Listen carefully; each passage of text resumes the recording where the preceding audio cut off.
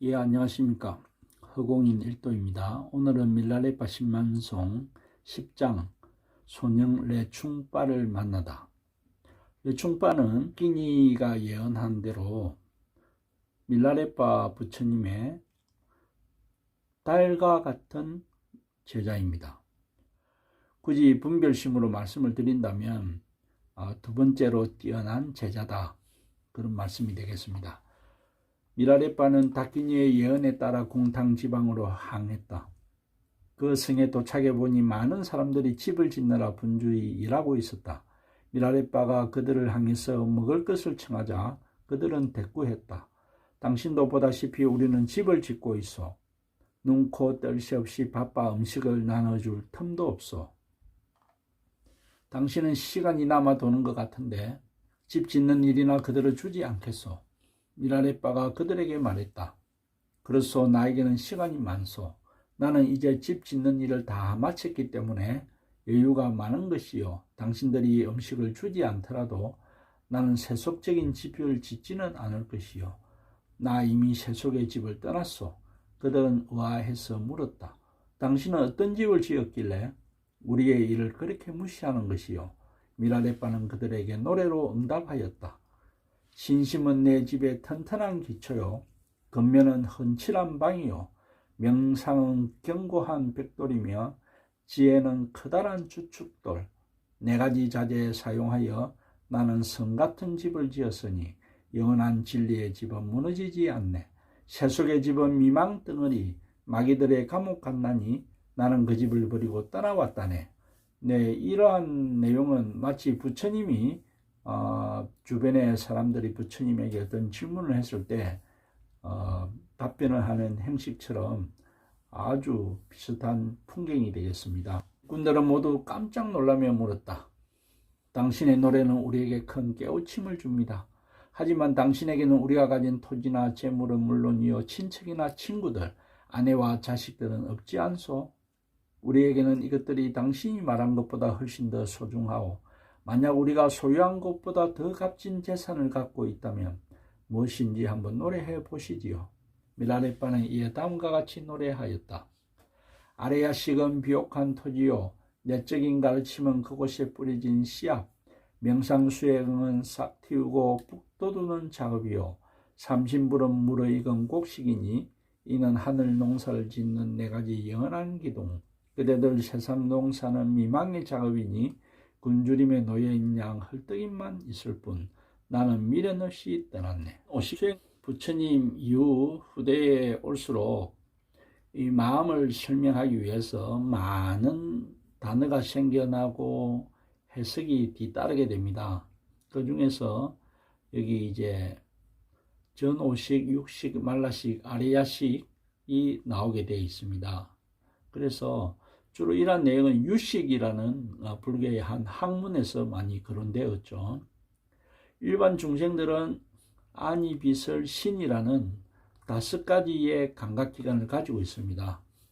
이 5가지 감각기관은 분별을 하기 위한 밑바탕이 된다고도 볼 수가 있겠습니다. 거기에다 육식이 되면서 의식이 첨가되면서 완전하게 분별을 하는 그런 기능을 가지게 됩니다. 그리고 말라식은 이 분별심을 바탕으로 나라는 생각을 아주 강하게 일으킵니다. 그것이 말라식이고, 아레야식은 나라는 이 한 생각을 가지고 평생 살아가면서 일으킨 업의 종자를 모두 다 보관하는 식이 아레야식이다. 그렇게 저는 알고 있습니다. 이렇게 전오식에서까지는 중생의 삶이고, 수행자에게는 수행을 통하여 이 중생이 아니, 비설, 신, 이 5가지의 분별식이 되는 바탕이 되는 이 오건이 수행자에게는 지혜를 만들어낼 수 있는 그런 감각기관으로 바뀐다, 그런 뜻이고, 중생에게는 분별심을 일으키는 육식이 수행자에게는 묘하게 관찰할 수 있는, 어디에 집착 없이 분별 없이 있는 그대로를 관찰할 수 있는 그런 지혜로 바뀌고, 나라는 이 생각이 수행자에게는 누구에게나 다 평등하다고 볼 수 있는 그런 평등한 지혜로 바뀌고, 그 다음에 업을 간직하는 이 종자가 수행자에게는 거울처럼 모든 것을 있는 그대로 투명하게 비추어 볼 수 있는, 숨기거나 억지로 나타낼 필요도 없이 있는 그대로가 환하게 드러나는 거울과 같은 그런 지혜로 바뀐다. 이렇게 이해를 하시면 될 것 같습니다.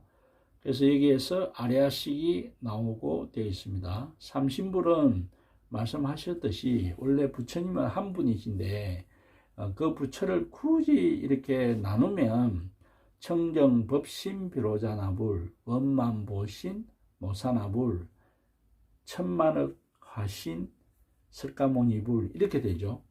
청정보신 비로자나불은 아주 적적한 그 열반묘심을 말씀하는 거고, 엄만보신 모사나불은 그 법신에서 지혜 하나를 일으켜서 이렇게 저렇게 생각할 수 있는 지혜를 노사나불이라고 그러고, 천백억 하신 석가모니불은 그 지혜의 결과에 따라서 이루어지는 현상계입니다.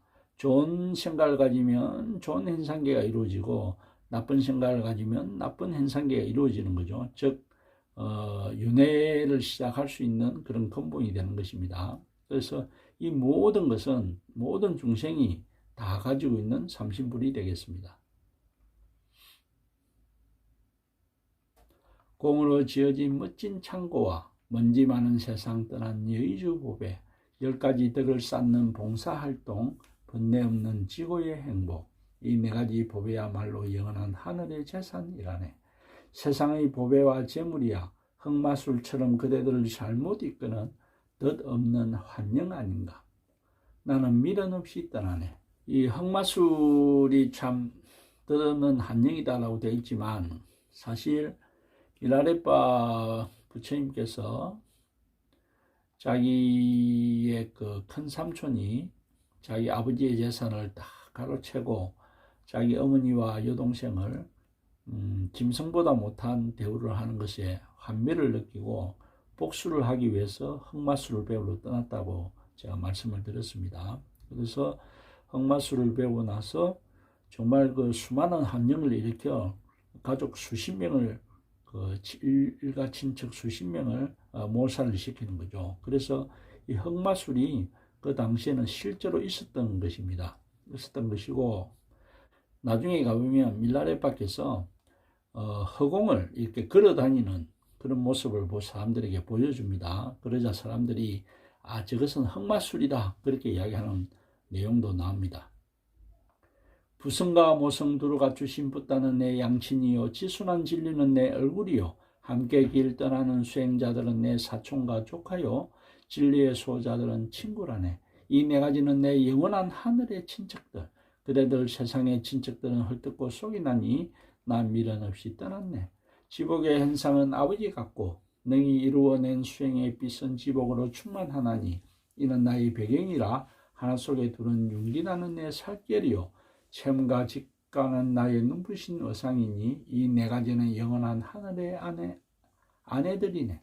기만과 속임수는 그대의 세속 친구, 다툼이 끊이지 않는 잠깐의 벗들이라. 나는 미련 없이 떠났네. 공탕의 선남 선녀들이여, 이 노래에 인연되어 지순한 정토에서 우리 다시 만나기.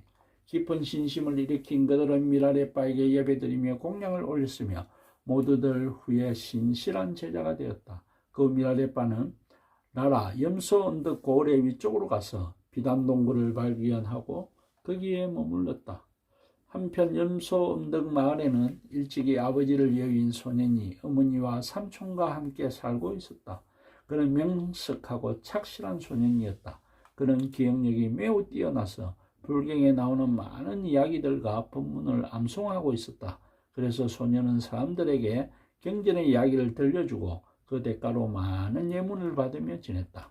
어느 날 소년은 당나귀를 타고 골짜기 위쪽으로 솥대를 몰고 가다 미라레빠가 명상하는 동굴 근처에 이르렀다. 누군가 부르는 노랫소리에 이끌려 당나귀에서 내려 동굴로 다가간 소년은 미라레빠를 발견하였다. 그 순간 행언할 수 없는 황홀한 기쁨을 느껴 한동안 자리에서 움직일 수가 없었다. 소년은 이때 명상의 깊은 상태를 체험하였다. 이 소년이 그 유명한 레충도 제작바로 알려진 미라레빠의 마음의 아들이다. 소년의 가슴 속에는 과거의 업에 대한 각성으로 인해 스승을 향한 불변의 믿음이 싹트게 되었다. 그래서 소년은 그때까지 사람들에게 봉사한 대가로 받았던 모든 예물들을 아낌없이 미라레빠에게 바쳤다. 그 소년은 어머니와 삼촌을 까마득히 잊어버린 채 진리를 배우며 동굴에 머물렀다. 한편 소년이 벌어오는 수입이 끊어지게 된 어머니와 삼촌은 소년의 행방을 수소문한 끝에 소년이 미라레빠와 함께 동굴에 살면서 그에게 모든 예물을 바쳤다는 사실을 알게 되었다. 그들은 소년을 돌아오게 하려고 가진 애를 썼지만 아무 소용이 없었다. 소년은 미라레빠의 곁에 머물면서 진리를 배워 오래이지 않아 명상의 체험과 깨달음을 얻게 되었다. 그는 내부 생명력을 통달하여 문명배우 탐불만으로도 지낼 수 있게 되었다. 이리하여 소년은 레충빠라는 이름을 얻게 되었다. 반면 레충빠의 어머니와 삼촌은 못이 붕괴하여 저주가 담긴 항아리를 그에게 보냈다. 이로 인해 레충빠는 문둥병에 걸리게 되었다. 그는 병이 낫기를 바라며 명상을 계속하였다. 어느 날 5명의 인도 요기들이 방문하였다. 레충빠는 그들에게 어머니와 삼촌의 이전에 보내줬던 보릿가루로 빵을 구워 대접하였다. 요기들이 음식을 먹으며 외쳤다. 불치의 병이로다, 불치의 병이로다. 그들은 레충빠가 문둥병에 걸렸음을 알았다. 이에 레충빠는 그들에게 이 병을 고치는 방법이 없겠냐고 물었다. 그러자 요기 한 사람이 일러주었다. 얼마나 고통스럽겠소. 나의 스승 중에는 와라짠드라라는 분이 계시는데 그분이라면 당신을 치료해 줄 수 있을 것이요. 스승께서 티벳에 오시지는 않을 테니 당신이 인도로 가야 할 것이요. 레충빠는 미라레빠에게 인도 여행을 허락해 주시도록 청했다. 미라레빠는 성낙하고 이별의 선물로 다음과 같은 노래를 불렀다. 한없는 은혜를 베풀어 주신 스승님께 기도합니다. 내 아들 레충빠를 보호하고 축복하소서. 아들아, 세속을 버리고 진리를 위해 정진하며 스승과 수업을 삼부에 내 마음 다하여 간구하라. 아들아, 여행 중에라도 이것만은 명심하렴. 삼매의 정진을 양식 삼고 아뚱내불열로 옷 입으며 마법의 생명 에너지 마음의 말을 타고 그렇게 인도를 여행하라. 아들아, 물들지 않은 마음 언제나 티없이 지니고 딴따라 가르침의 은빛 거울을 항상 기억하여 불민하지 말고 지켜나가야 하리라. 아들아, 여행 중에라도 이것만은 명심하라. 도둑대 만나서 붙잡히면 8가지 세속바람 뜻 없음을 상기하라. 능력과 공덕 감추고 겸손하고 유쾌하게 인도를 여행하라. 아들아, 나의 기도와 축복으로 질병을 완치하고 오래오래 건강하기. 미라레빠는 동굴 속에서 다시 명상에 들었다. 제자 레충빠는 동굴의 입구를 진흙으로 막은 뒤 요기들과 함께 인도로 떠났다. 자기 아들이 돈을 벌어주다가 미라레빠에게 출가를 하여 생업이 막히니까 어머니와 삼촌이 그 저주 항아리를 보내서 레충빠가 문둥병에 걸렸다고 합니다. 그렇게 해서 또 5명의 요기들이 인도로 가서 치료를 할 수 있게끔 그렇게 알려주는 거죠. 제가 알기로 미라레빠께서도 당시에 상당한 공덕을 지녔기 때문에 제자의 병을 완치할 수 있었을 것 같은데 어쨌든 어떠한 연유로 제자가 인도로 가서 고치게 하게끔 그렇게 결정을 내립니다. 후에 나중에 뒷장으로 가보면 미라레빠께서는 불치병에 걸리신 분들을 치료도 하고 죽어서 벌레가 된 사람을 이렇게 천도하는 그런 내용도 많이 나옵니다. 그렇기 때문에 어떤 자기 자신이 충분히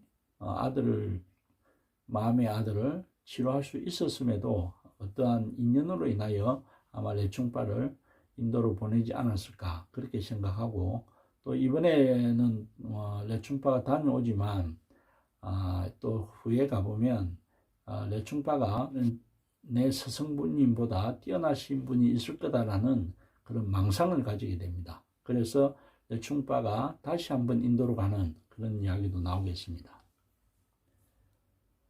미라레빠는 동굴 속에서 다시 명상에 들었다. 제자 레충파는 동굴의 입구를 진흙으로 막은 뒤 요기들과 함께 인도로 떠났다.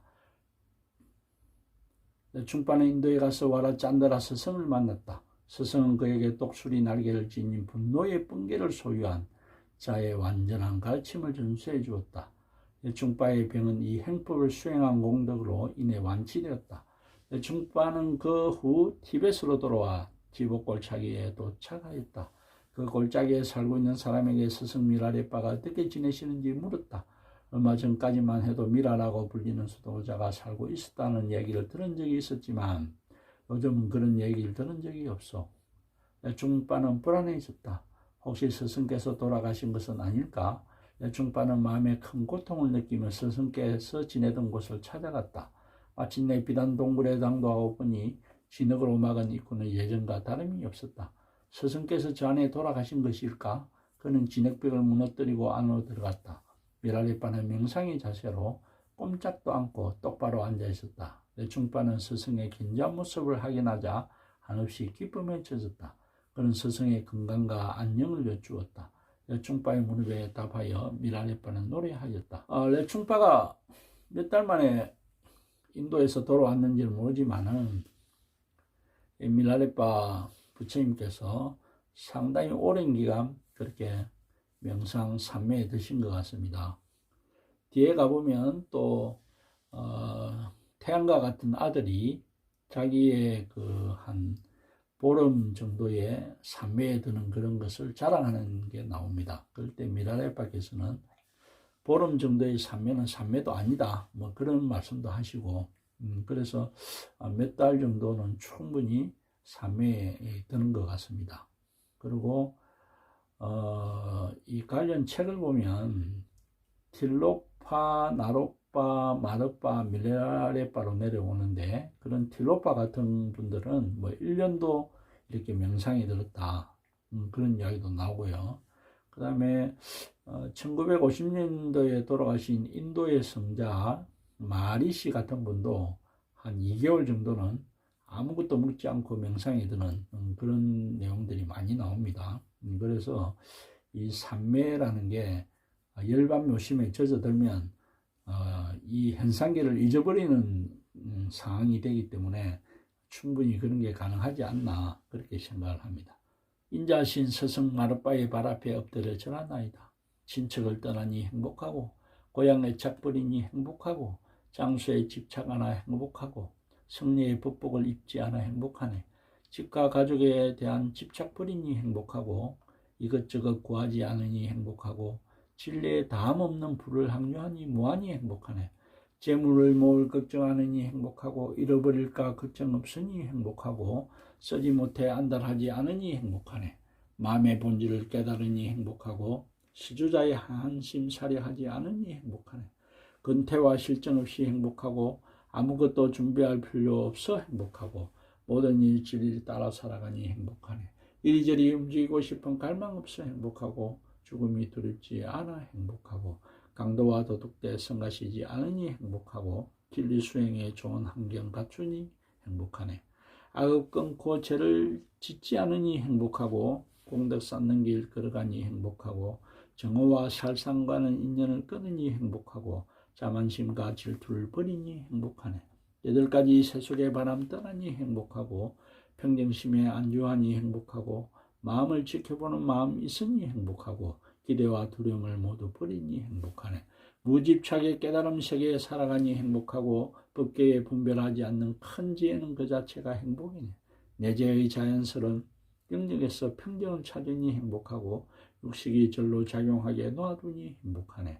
강간에 빛나는 다스무는 나를 행복하게 하고, 오가는 마음 그치니 행복하네.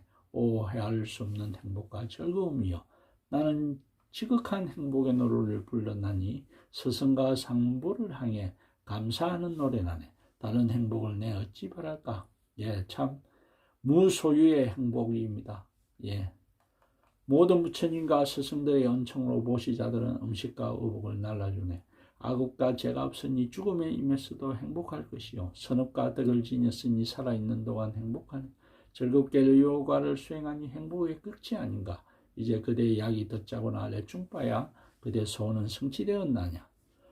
레충바는 아래였다. 원하던 바가 이루어져 레충은 다시 건강하게 되었습니다. 이제부터는 선생님 곁에 이 언둔처에 머물겠습니다. 저에게 더 깊은 가르침을 허락해 주십시오. 미라레빠는 제자 레충바에게 한층 심오한 가르침을 베풀었다. 레충바는 스승과 함께 비단동굴에 머물면서 명상을 계속하였다. 이래하여 그는 완전한 깨달음과 체험을 성취하게 되었다. 이 장은 미라레빠가 비단동굴에서 마음의 아들 레충바를 만난 이야기다. 이게 완전한 깨달음과 체험을 성취하게 되었다. 이런 부분은 조금 과장된 부분인 것 같습니다. 왜냐하면 레충바는 미라레빠에게 한 2번 정도 크게 가르침을 어기는 이야기가 뒤에 나옵니다. 그래서 그 업으로 인해서 바로 열반에 들지 못하고 다음 생을 받는다고 미라레빠께서 말씀을 하셨습니다. 그래서 불교나 이런 부분에서도 약간의 과장된 이야기가 많이 나온다. 예, 그런 것을 조금씩 느낄 수는 있는 것 같습니다.